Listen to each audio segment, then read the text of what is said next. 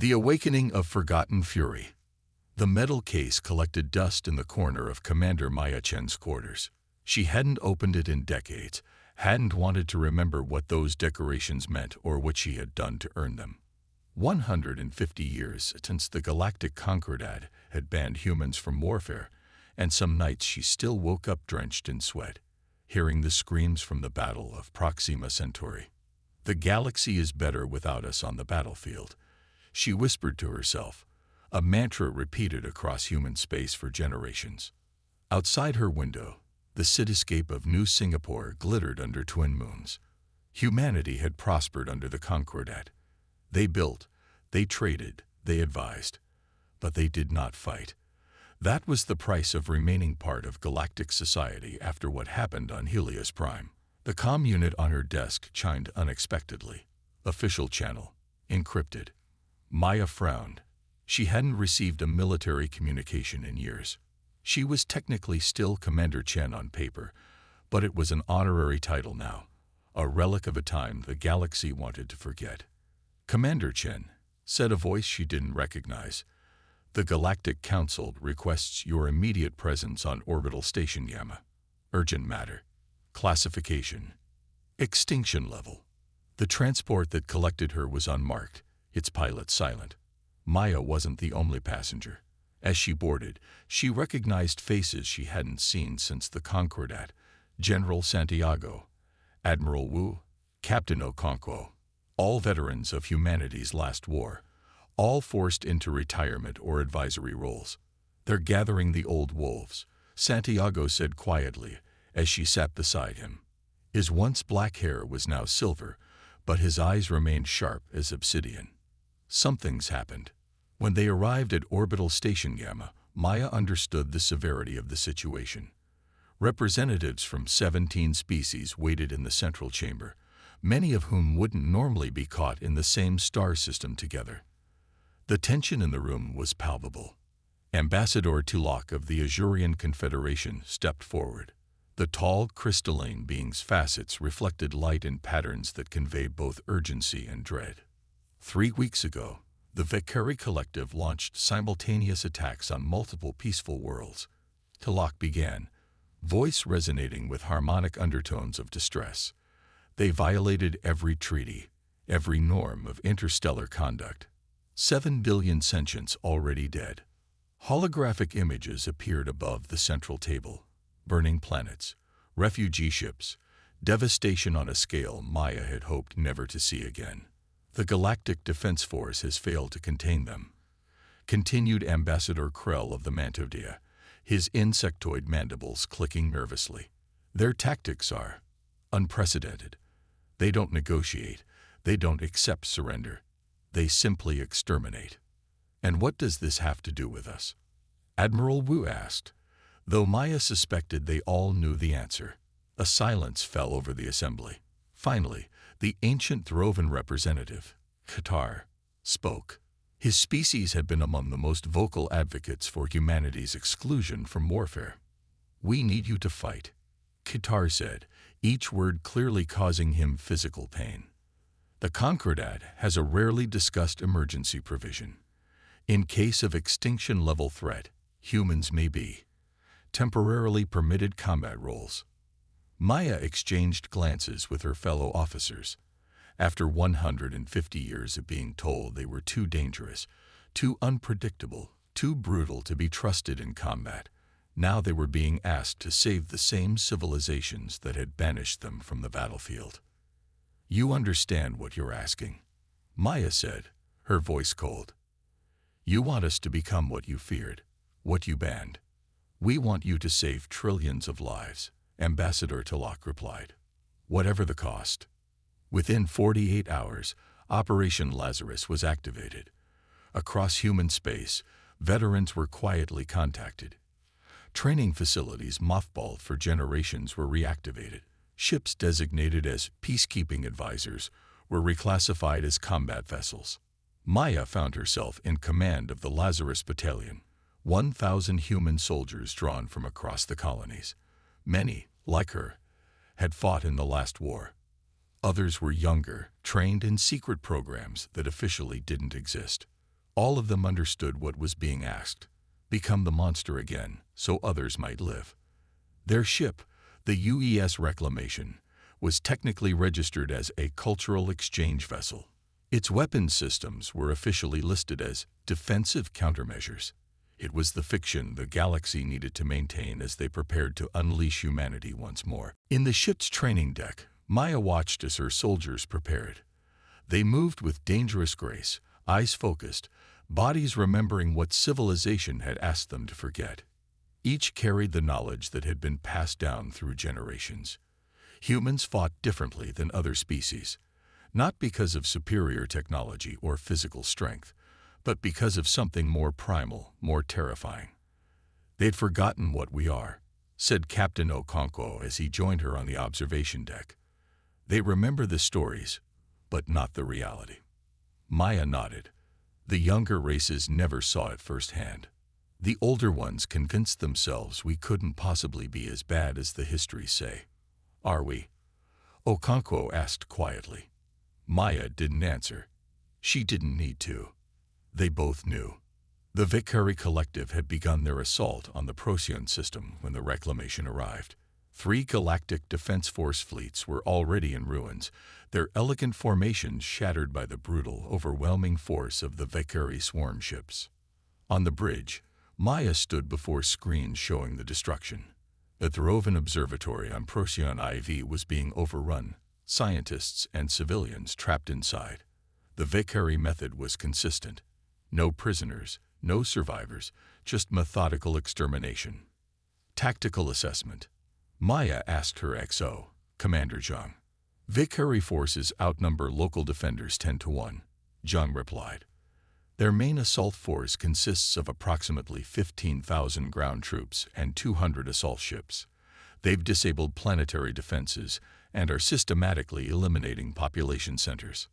Maya felt the eyes of the alien observers assigned to their mission. They watched nervously, clearly wondering if unleashing humans was worse than what the Vicari were doing. "Deploy the Lazarus Battalion," Maya ordered. "Full combat protocols authorized." The words felt strange on her tongue after so many years. For over a century, humans had been allowed to advise and support, but never to engage directly. The restrictions had been absolute, the consequences for violation severe. But now, those same restrictions were being quietly set aside in the face of extinction. The Lazarus Battalion dropped to the surface in stealth pods, bypassing the Vicari orbital defenses. Maya led the first wave personally, her combat armor feeling both strange and familiar. The muscle memory returned instantly: how to move, how to breathe, how to become the weapon her species had evolved to be. They hit the Vicari force from behind as it besieged the observatory. The aliens, tall, multi-limbed creatures with exoskeletons like burnished copper, turned in surprise. They had never faced humans in combat before. Their intelligence would have told them humans were prohibited from warfare, reduced to advisors and engineers. They didn't understand what was about to happen. The first engagement lasted precisely 8 minutes. The Vicari, used to enemies who followed predictable combat doctrines, were unprepared for human warfare. Humans didn't fight for territory or position. They fought to end the fight. Every movement was economy of force taken to its logical extreme. Maya moved through the enemy formation like water through cracks, her tactical systems highlighting vulnerabilities, her augmented muscles driving her blade through exoskeletal joints with surgical precision.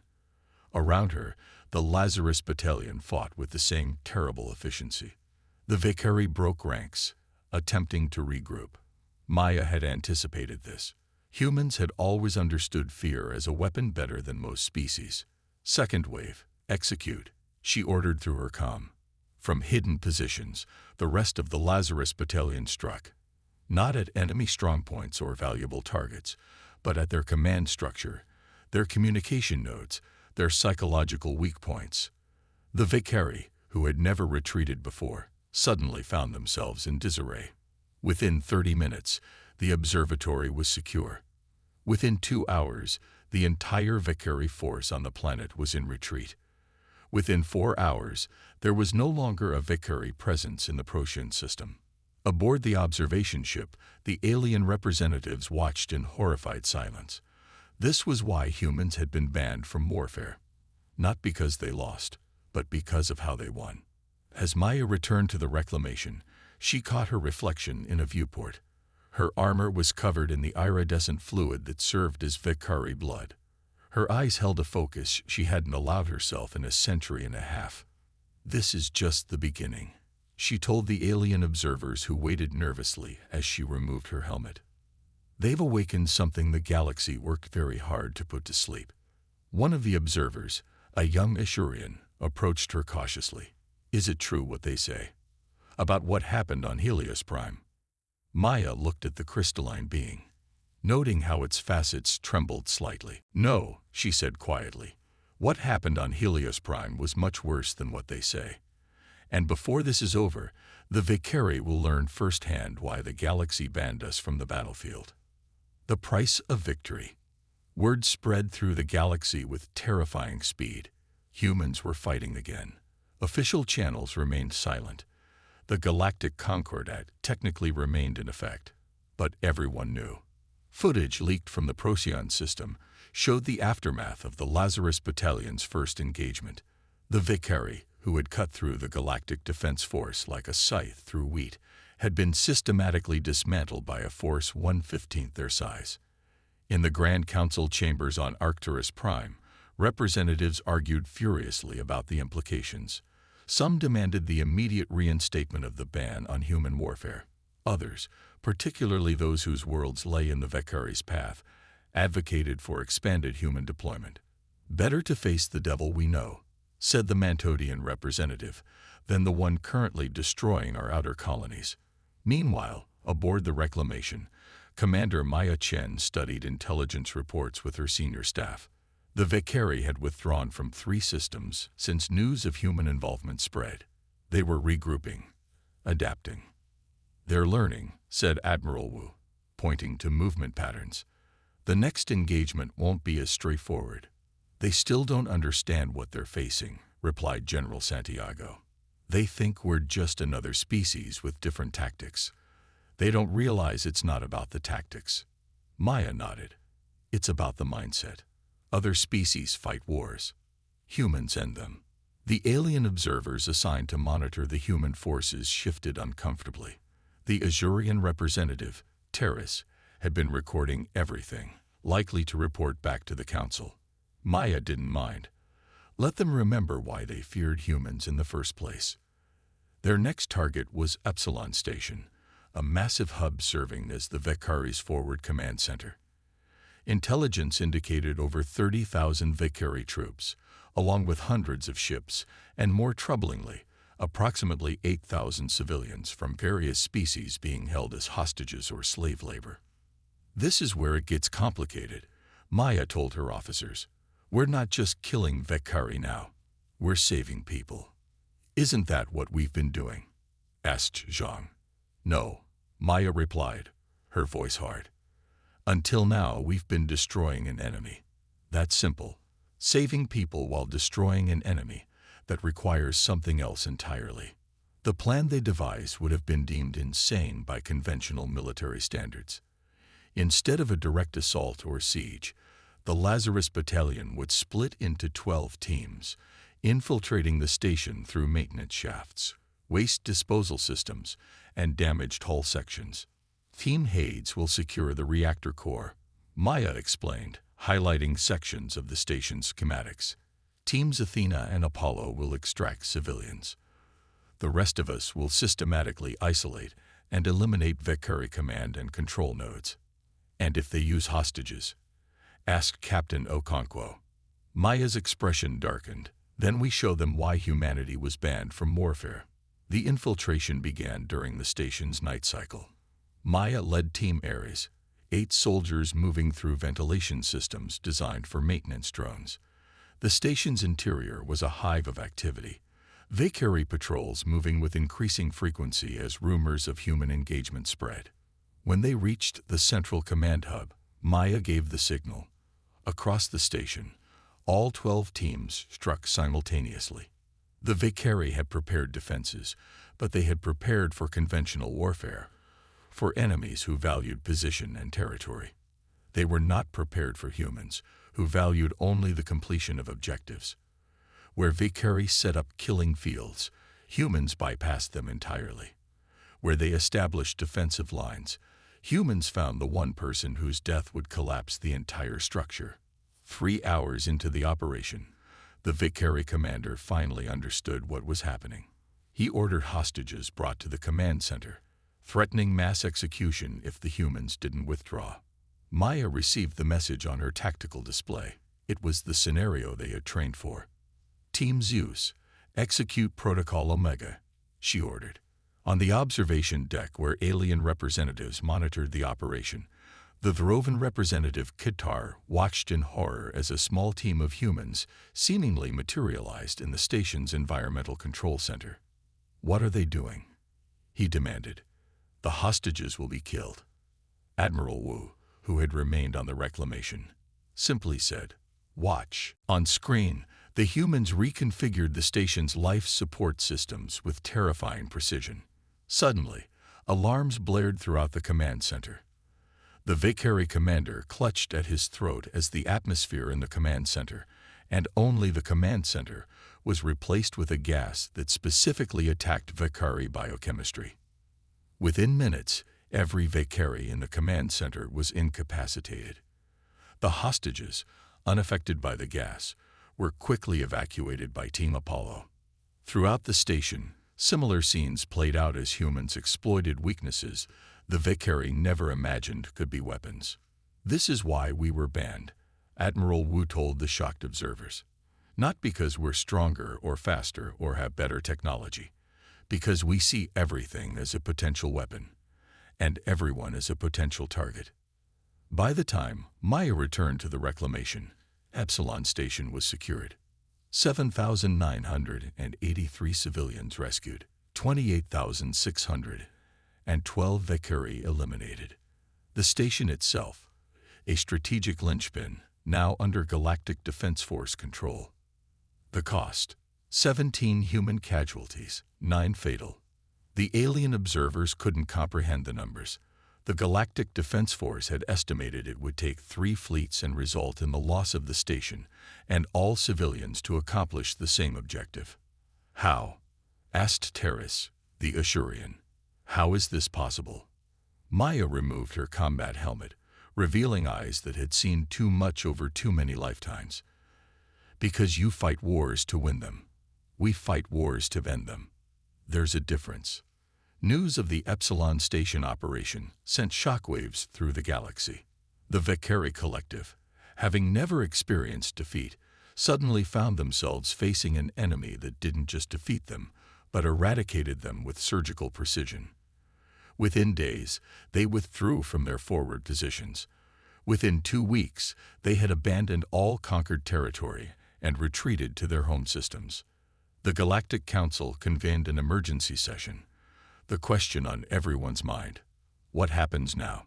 The humans had done exactly what was asked of them. They had saved trillions of lives. But they had also reminded the galaxy why they had been banned from warfare in the first place. In the council chambers, Maya stood before representatives of 200 species. Some looked at her with gratitude, others with undisguised fear.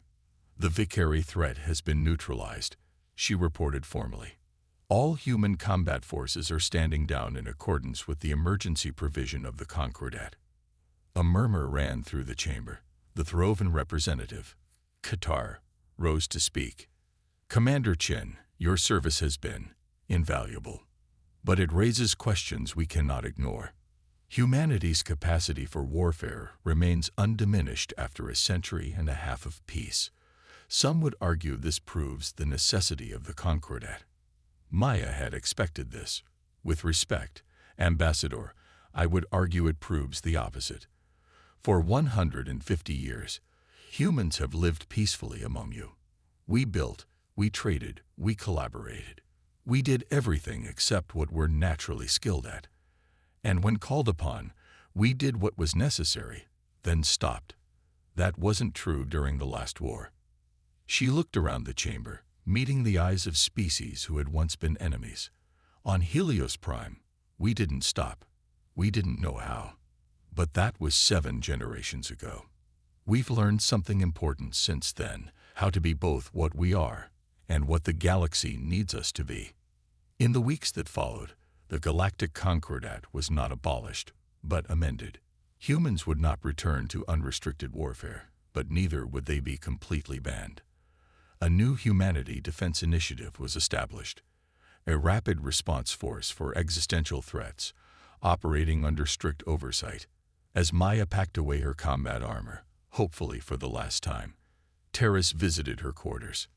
"My people still fear you," the young Ashurian admitted.